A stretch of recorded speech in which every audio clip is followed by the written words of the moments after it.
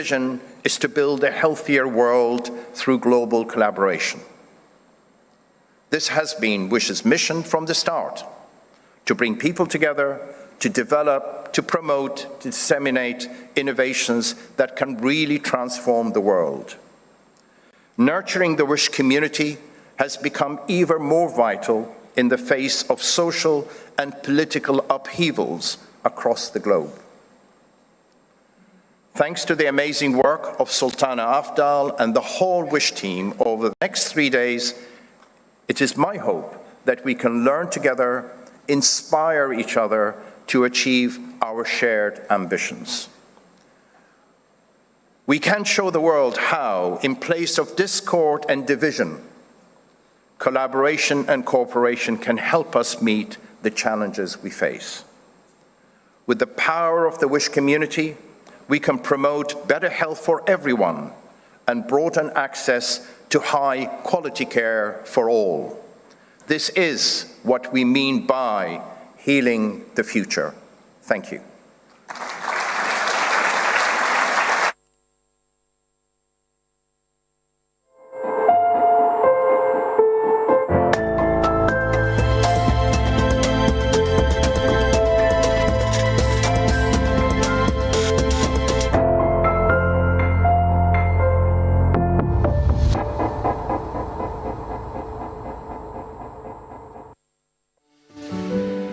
لقد تفرقنا لزمن طويل جدا. لقد كانت السنوات الأخيرة صعبة للغاية، ولكننا تعلمنا الكثير. باستطاعتنا أن نكون معا أخيرا لنلتقي وجها لوجه ولنبحث عن حلول للتحديات الصحية الأكثر صعوبة حول العالم. لقد حان الوقت لنتنفس الصعداء.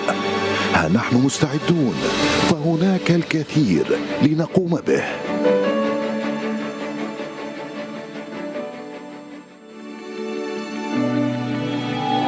Aren't we humans remarkable?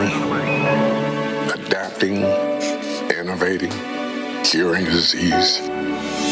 A global pandemic has placed a great burden on our health systems and on the people who care for us. But it has also shown what can be achieved when scientific endeavor is supported by political will. Brilliant minds have done truly brilliant work. But the pandemic has highlighted vast inequalities. Highlighted, not created. Access to health care has never been equal. We found ways to live longer, to live healthier, yet not everyone benefits from these medical advances. We can't all be exceptional. A Lionel Messi, a Mutaz Bashin, a Serena Williams, a David Beckham. But everyone deserves a sporting chance at a healthy future. We all have the ability to shine. So, what's stopping us? Together, let's breathe. Breathe in fresh air, free of pollution. Breathe and picture a world where everyone is valued, regardless of their race, their religion, their ability, or disability. Breathe in the knowledge that by working together, we can heal now for the future. Breathe. A healthier world is within our grasp. The future healing starts now. Through global collaboration, we can build a healthier world. A healthier, more equitable world.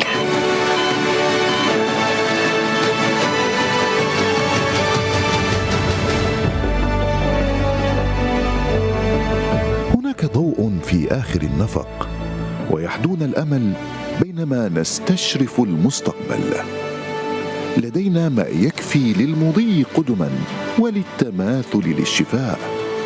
نحن الذين يقع على عاتقهم إيجاد مستقبل مفعم بالحياة، ولكن فقط إذا عملنا معا. هذه هي لحظتنا، هذه هي فرصتنا.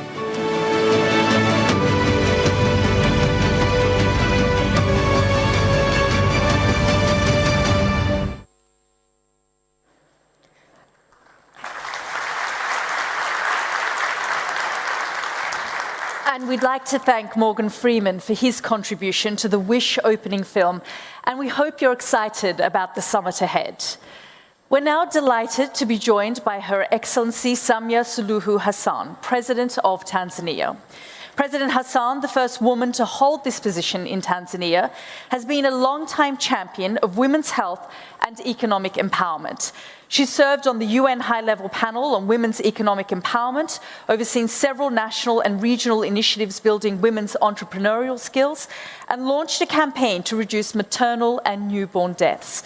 Please join me in welcoming President Hassan to the stage.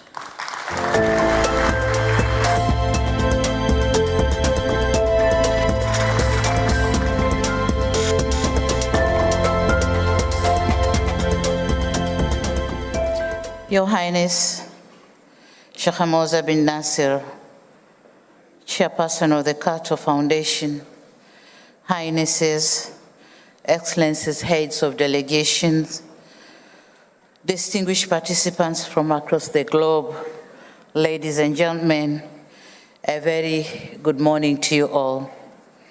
At the outset, allow me to express my sincere appreciation to the organizers of this important summit.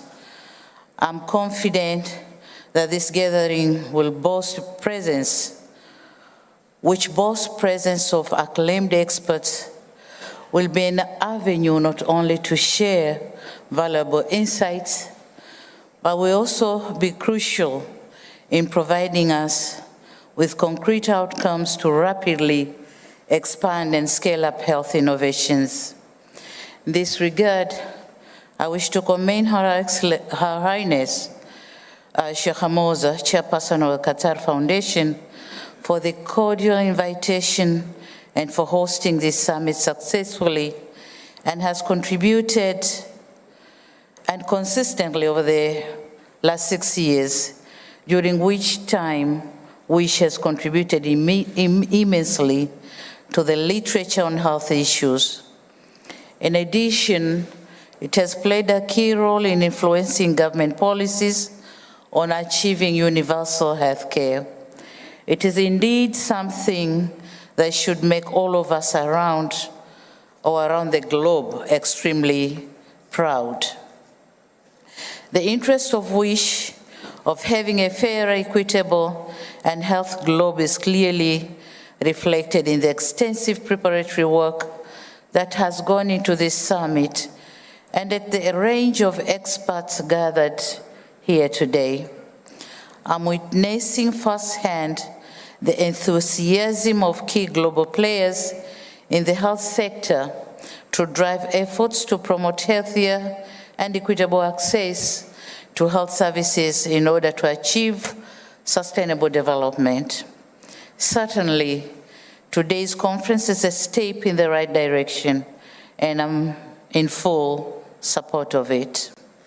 At this juncture, I would like to say that Tanzania greatly values the partnership with WISH, and we are keen to expand our collaboration around a healthier, fairer, and equitable healthcare system for our people through health innovations in order to achieve the implementation of the 2030 Agenda for Sustainable Development, African Union Agenda for 2063, and the Tanzanian Vision 2025. And before I go further, allow me to convey my sincere sense of gratitude and appreciation to the organizers for the excellent hospitality and reception accorded to me and my delegation since my arrival in this beautiful city of Doha. Indeed, the excellent standards of hospitality have made us feel at home away from home. Shukran Jazira.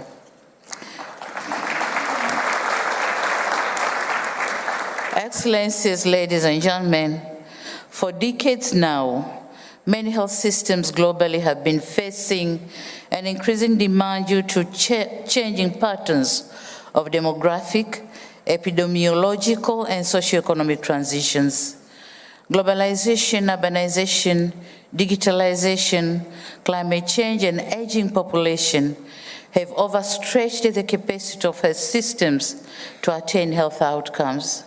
The COVID-19 pandemic magnified these patterns and waged division in societies, with the impacts borne disproportionately by the most vulnerable.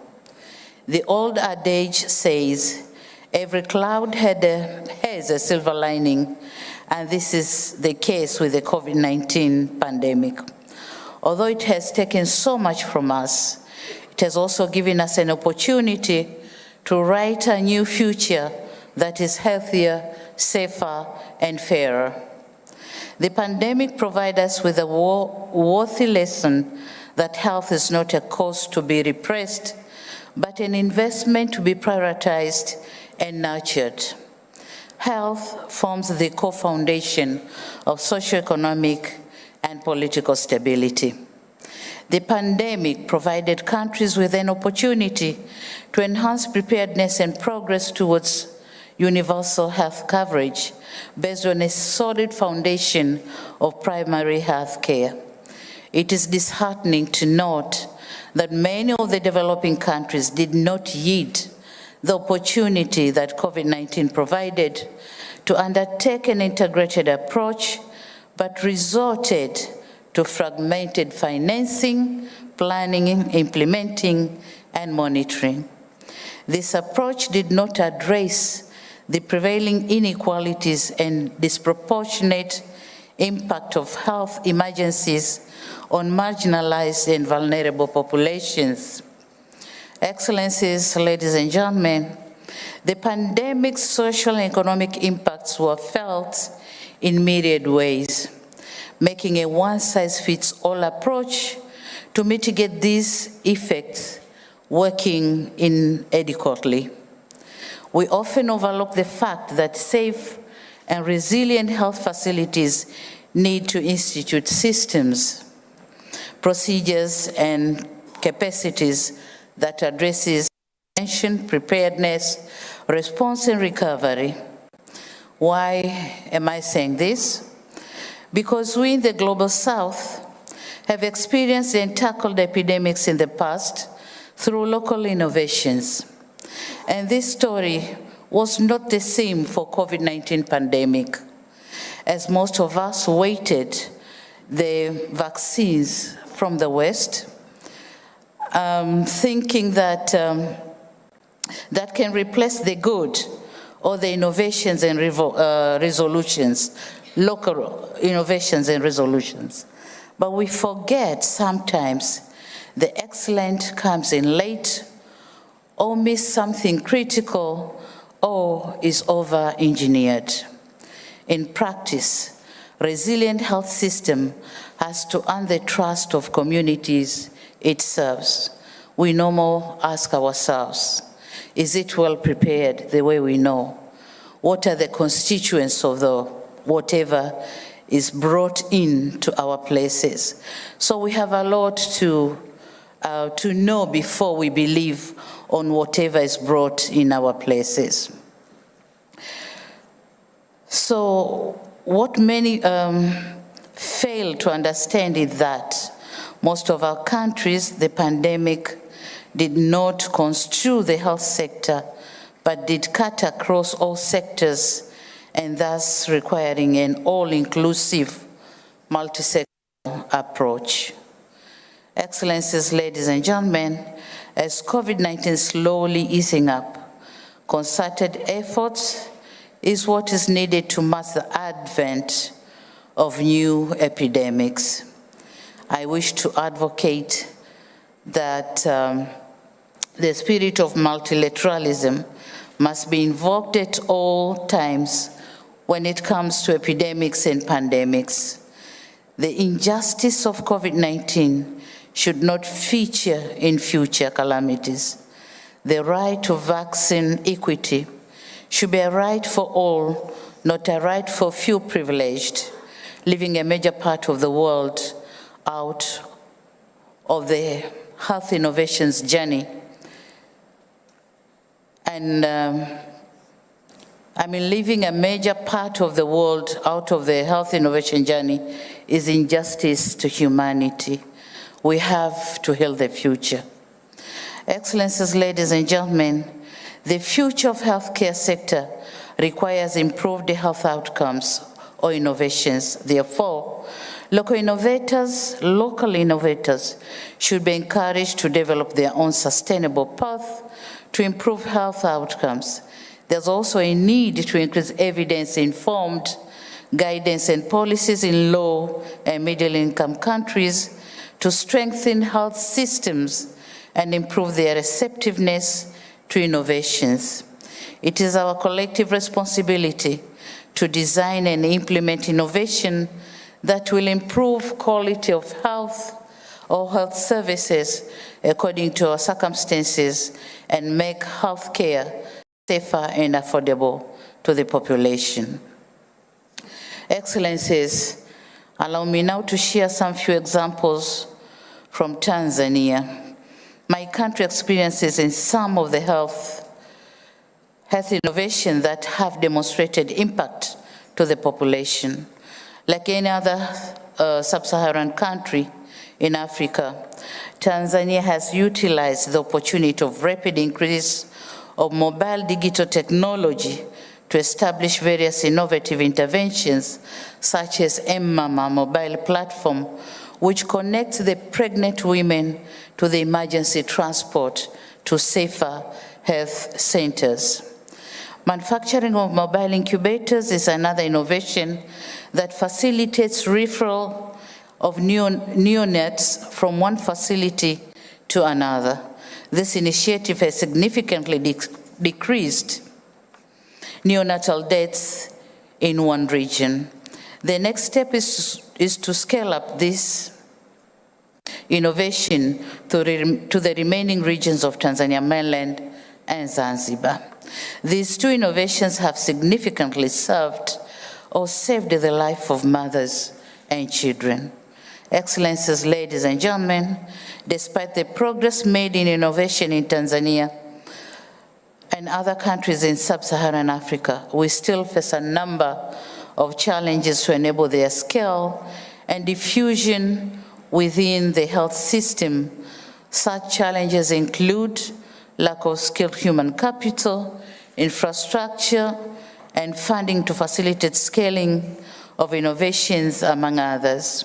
I, therefore, urge you all to take this opportunity to seek ideas and discuss best ways on how we can address these challenges, especially when innovation is focusing to address people's needs and when we use locally available resources in order to minimize cost and ensure sustainability, and when innovation for life-saving conditions are readily available for non-commercial use, and when collaboration is key for success, and innovations that focus to invest on young generation will have bigger impact in future. I once again thank the Carter Foundation for hosting this event. The United Republic of Tanzania is committed to ensuring that innovation will continue to be its priority in health and development. I thank you very much for your kind attention. Thank you very much.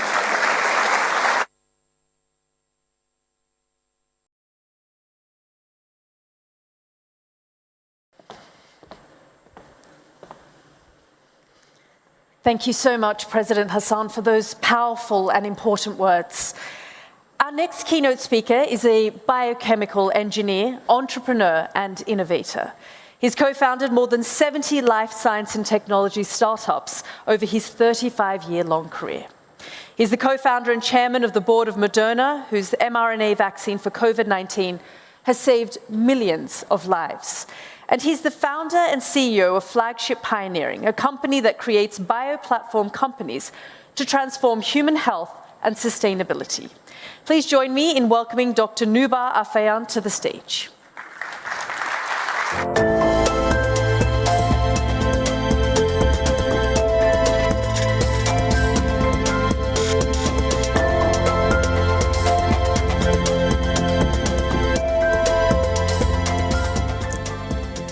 Your Highness Sheikh Moza bint Nasser, and Your Excellency Sheikh Hind bint Hamad Al Thani, Your Excellencies, distinguished guests, ladies and gentlemen, it's wonderful to be here in Doha, and especially to be here at WISH.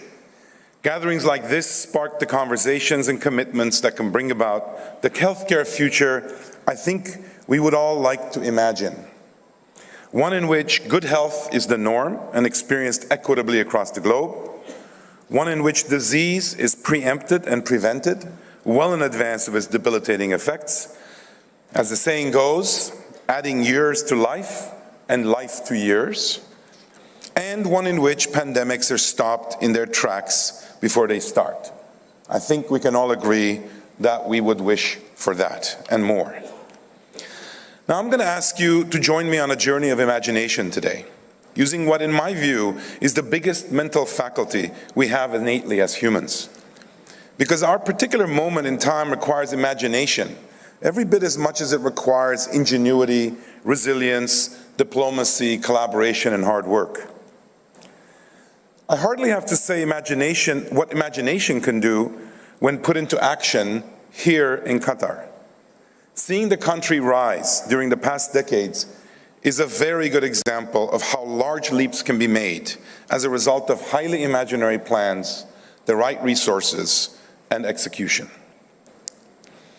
While we may be approaching an endemic stage of COVID-19, we've lost to this virus more than 6 million lives officially, and more than likely over 22 million lives if you include the unexplained deaths during the period that COVID has been around.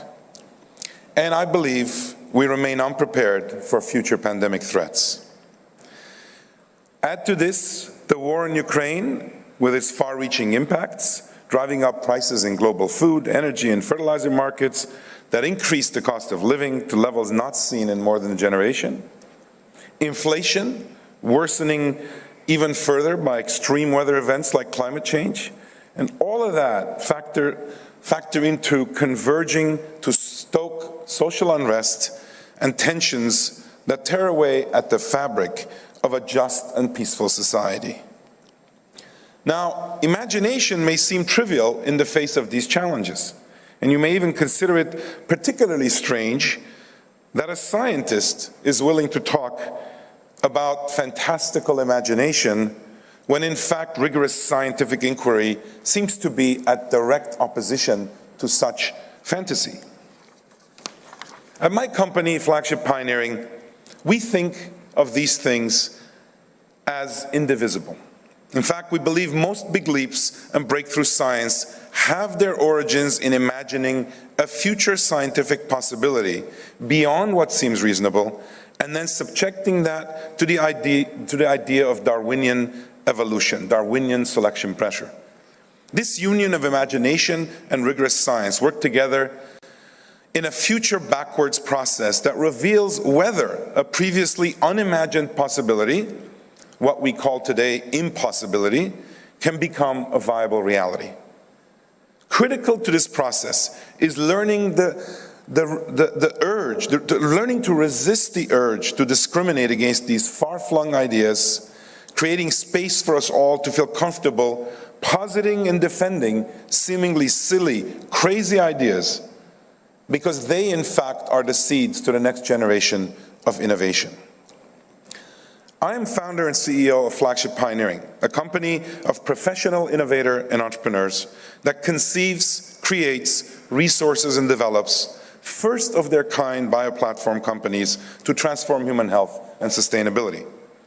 Every single flagship company, and we are now on number 91, internally generated life science companies, begins with an imagining, specifically a what-if question. The point of this starting question is to imagine a future outcome or capability unconstrained by what seems possible today.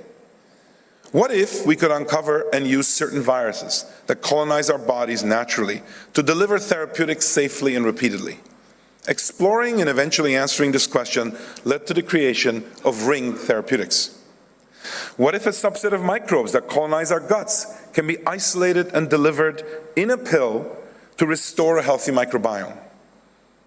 This question led us to create Series Therapeutics, pioneering new approaches to treat often fatal recurrent C. difficile infections and other diseases. What if microbes can alter the health of crops, such that if we add them to modern seeds that are devoid of microbes, we would increase yields and drought resistance dramatically? This question led us to create indigo agriculture, which is now extending the science to enable carbon capture in agricultural soil, thereby decreasing carbon emissions and enriching farmers through a scalable approach. What if we could create detailed corresponding maps that connect all known proteins to their underlying DNA, such that machine learning-based algorithms could allow generation of novel proteins, proteins that nature has never seen? This question led us to create Generate Biomedicines, a leader in using AI to invent novel and potent biotherapeutics through computation at a fraction of the time previously needed by modern biotherapeutics. And one more. What if patients could produce biologic medicines inside their own bodies upon receiving a biological code molecule? This question led us to found LS18. We have the habit of numbering our companies when they're born. Our 18th life science company in 2010. That company is now known as Moderna. I'm incredibly proud of our team in Moderna and their round-the-clock efforts to develop and deploy our life-saving vaccine. After 10 years in development, the pioneering platform Moderna had created and tested with $2 billion of private investment was ideally positioned to rise to the greatest biological threat of our generation. Over the past 2 years, mRNA technology invented by Moderna has been combating the virus, which in turn also uses RNA to infect our cells, pitting our immune system against a hypermutable enemy. In that battle, a simple code molecule instructing or arming our immune systems, now across over 1 billion people, provided a path to security, saving millions of lives, according to expert estimates.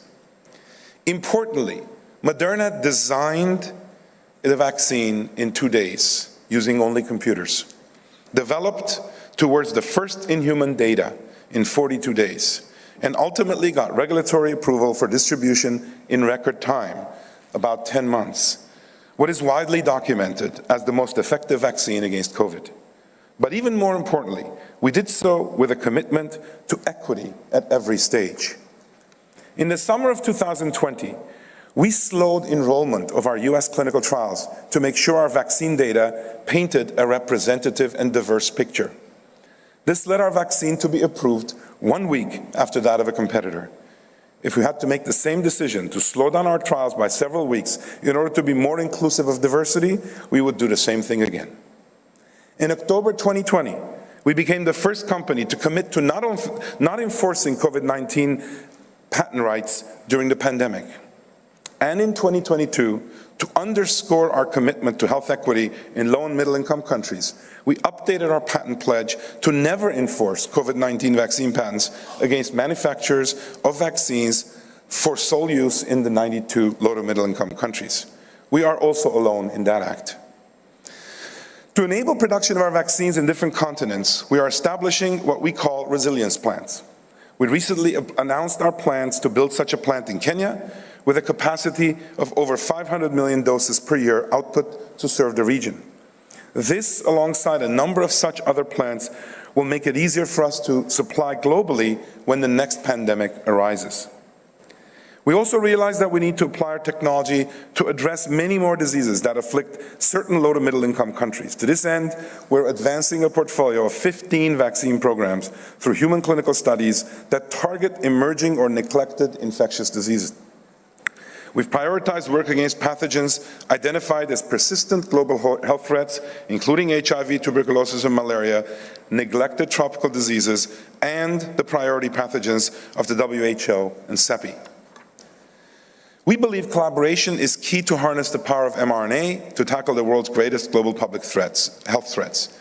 To accelerate additional vaccines, we launched a program called mRNA Access, where global researchers throughout the world can use Moderna's mRNA technology, manufacturing capabilities, and R&D expertise to explore new vaccines against infectious diseases.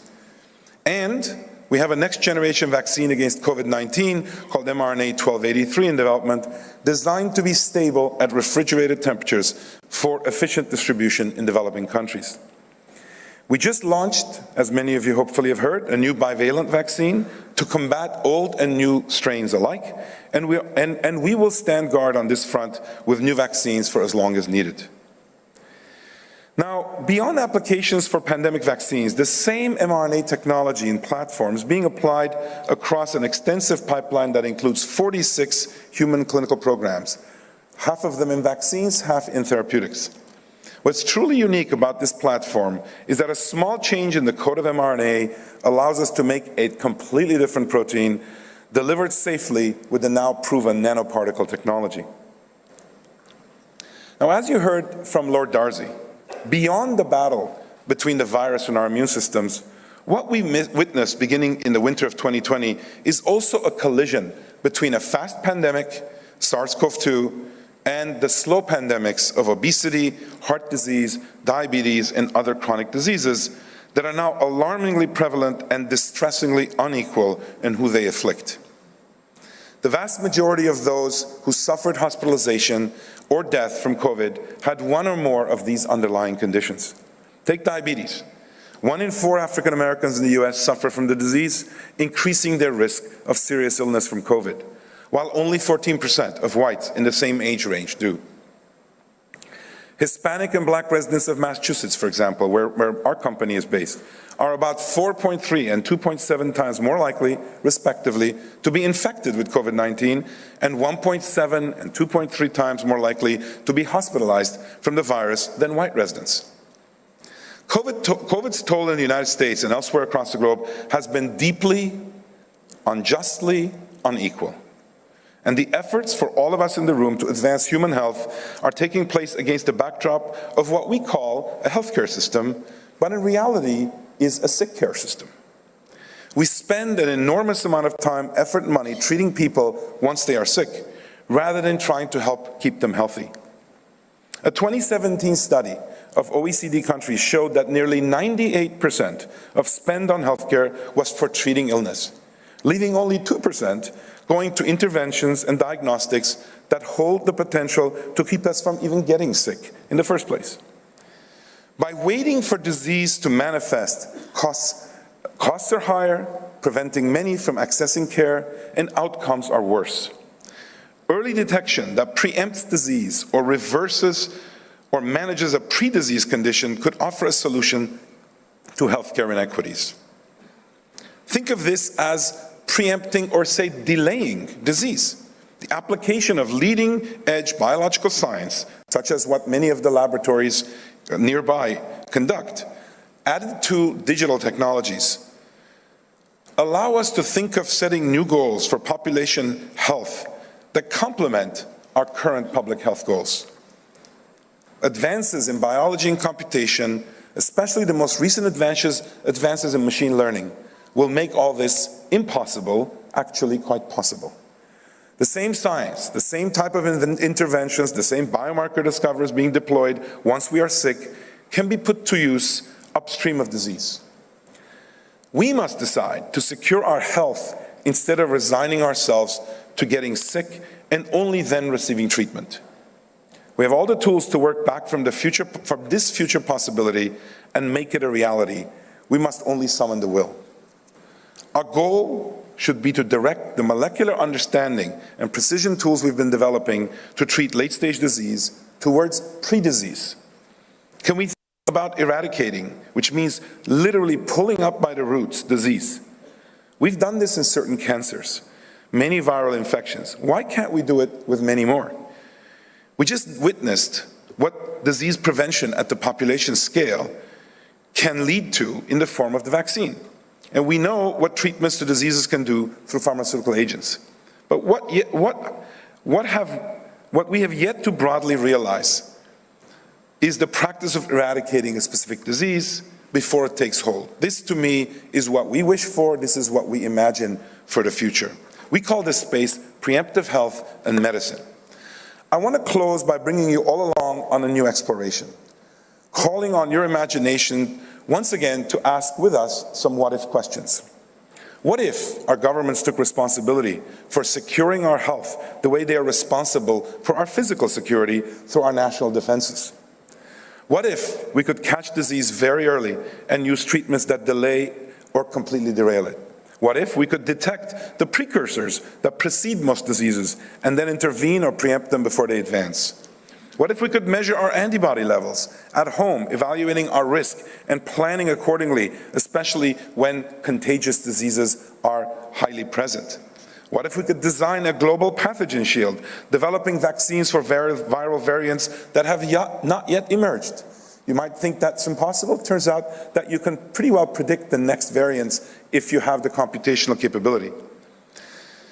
What if we could computationally specify potent antibodies, just through using a computer, designed to bind the most immutable parts of a virus so that we could very quickly arrest the virus's infection? What if we could, from a very small draw of blood, detect precancer activity in our cells as well as the tissue of origin of a precancer? Yes, preemption could even make an impact on cancer. Imagine a world in which most cancer is detected at stage 0. If you were to be diagnosed with cancer, I'm pretty sure you'd want to be told that you have stage 0 cancer, which means it's not manifest anywhere except through molecular characterization. You are moving towards that condition. Our company, Harbinger Health, aims to create this future with its distinctive approach to liquid biopsy. In the future, cancer diagnosis will become more like cardiovascular disease, we believe, a serious but manageable health problem to be addressed rather than a life-altering event caught too late. Once your imagination convinces you that there is vast impact to be created and tremendous value that will result, it's easier to summon the courage and conviction to put the imagination to action. I believe all of this is possible and even desperately needed. We can forge a future together where humankind is liberated from many diseases. This transformation is not only an opportunity, but a moral imperative, giving us the tools to extend lifespans, but even more importantly, health spans for all. Thank you very much.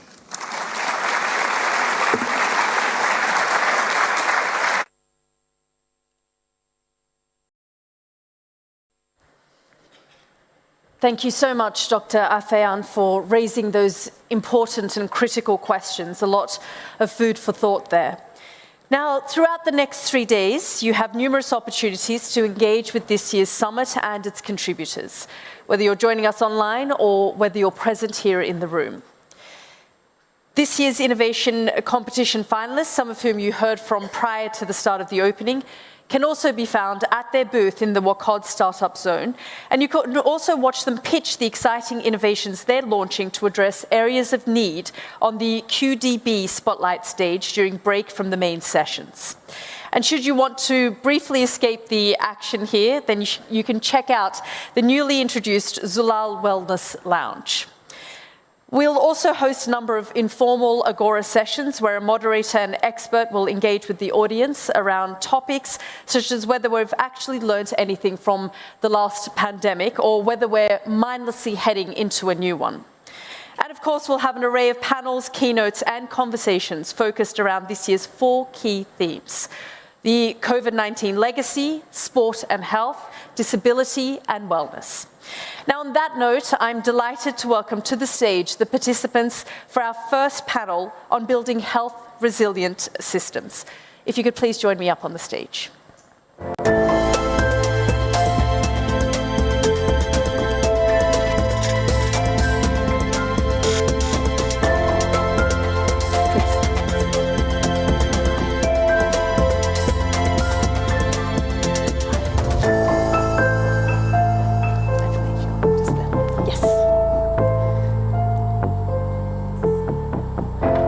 I'd like to introduce our panelists now. We've got Professor Sir Aziz Sheikh, Director of the Usher Institute at the University of Edinburgh.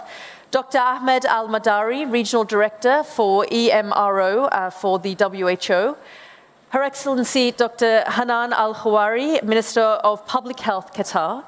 The Right Honourable Patricia Scotland, KC, Secretary General of the Commonwealth of Nations, and Peter Sands, Executive Director at the Global Fund. Thank you all for joining us here on the stage. Professor Sheikh, I'd like to begin by asking you the first question. As we sort of sit back and reflect on what's happened over the last 2.5, 3 years, I suppose the main question I'd like to ask is, why wasn't the international community, why weren't our health systems better prepared for this pandemic? Yeah, an incredibly important question.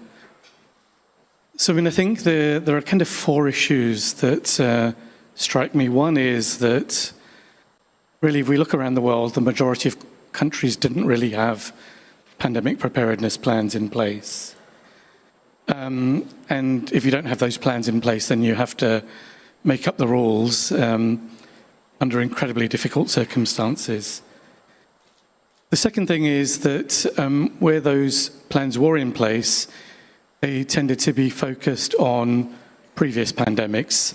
So, for example, influenza, MERS, for example. And we know that this pandemic is different, so there are yes, there are some transferable lessons, but there are major differences. I think the third issue for me is that plans were in place, so in a few countries, were those plans sufficiently road-tested, stress-tested through simulation exercises on an ongoing basis and trying to learn the lessons from those. And I think many countries fell short. And the last point is that pandemics are by definition global.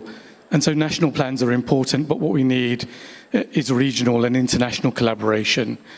And I think that was lacking really quite markedly in this pandemic. I mean, Professor, I suppose the question is, you talked about those who were prepared, those who weren't prepared.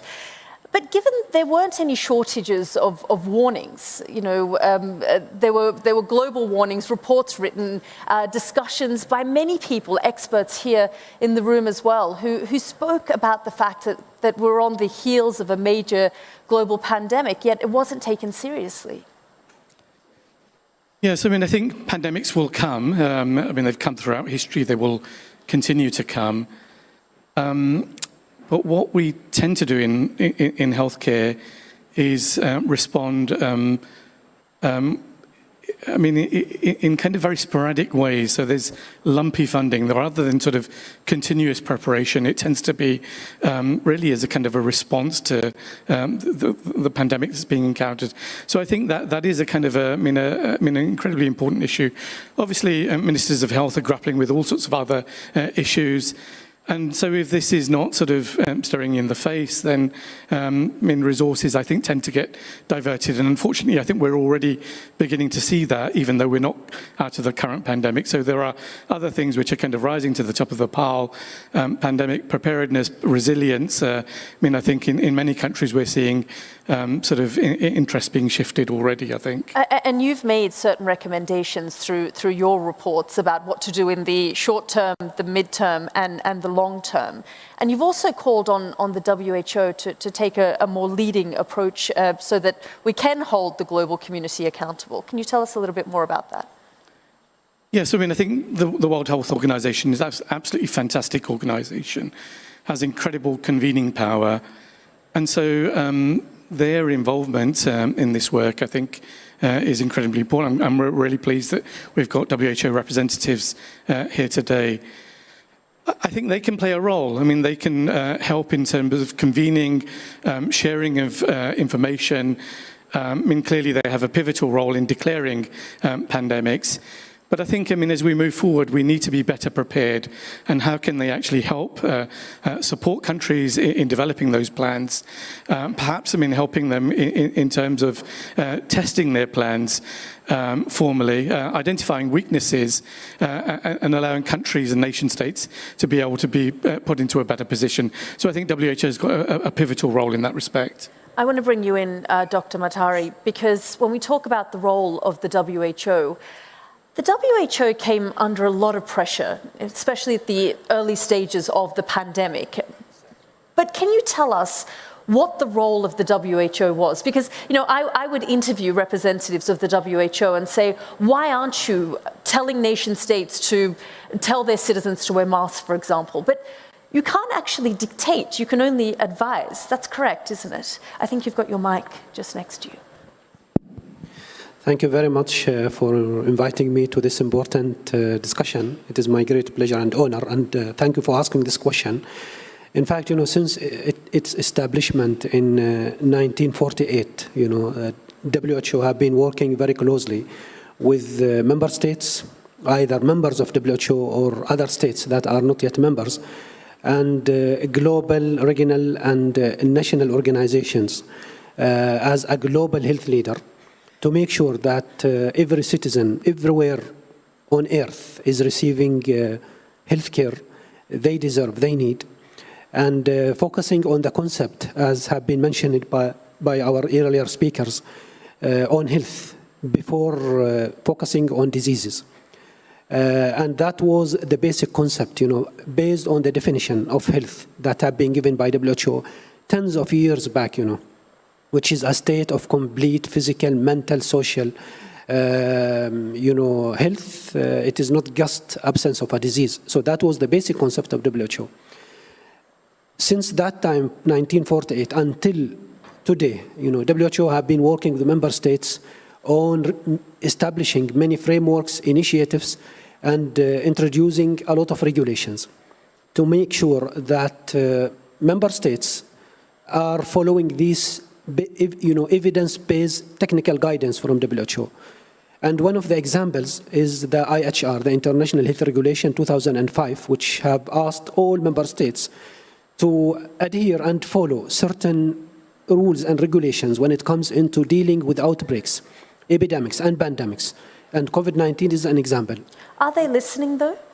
That is the main point, in fact, and that's why, after COVID, member states have all agreed, based on consultations from technical bodies, that there has to be, in addition to this IHR, which is not a binding principle, by all member states, it is not a legal sort of constitution, to make it legal and to make it a binding responsibility by all member states. Whenever there is an outbreak, they are forced by law to follow that sort of rules and regulations. Are you confident, though, that that will be put in place? Because we did see so many countries go their own way. Yeah, I am glad now that we have reached that sort of level of thinking.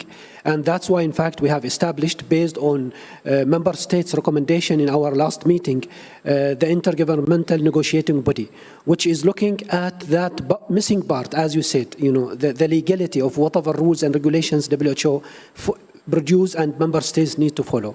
And I'm really very pleased that we have reached that stage. Now this intergovernmental negotiating body is supposed to submit a report next year, but it is supposed to submit the final report by 2024, so that all member states will follow, and it will make it more legal. Whatever we agree in the World Health Summit, meetings, member states legally are responsible for following it up. And I feel that will be a very protective measure of WHO rules and regulations when it comes into protecting health of the people. But how will you hold these member states accountable if they decide not to follow through, despite it being a legally binding document? That is the point now, when all member states last May agreed, we need a body that will legally bind these member states to follow. If they do not follow, I'm sure actions will be taken against them. And that will be the proposal we are looking forward to have from this inter-negotiating governing body, which will produce that rule. We have many United Nations organizations that are really legally forcing member states to follow. And if they do not follow, actions or penalties will be taken against them. I'm just going to call on the Right Honourable Patricia Scotland. I'm curious to know what you now know that you didn't know then in terms of the pandemic. Well, I think one of the most important things we know is that none of us can do this on our own. You'll know that the Commonwealth is 56 countries, that's 2.5 billion people, 60% of whom are under the age of 30. And we had identified that it was likely that we would be hit by a pandemic before 2020. In 2018, we started to look together at the inequalities that were already present within our health systems. And what we determined was that the only way in which we would successfully meet the challenges would be by collaboration and partnership. And one of the extraordinary things about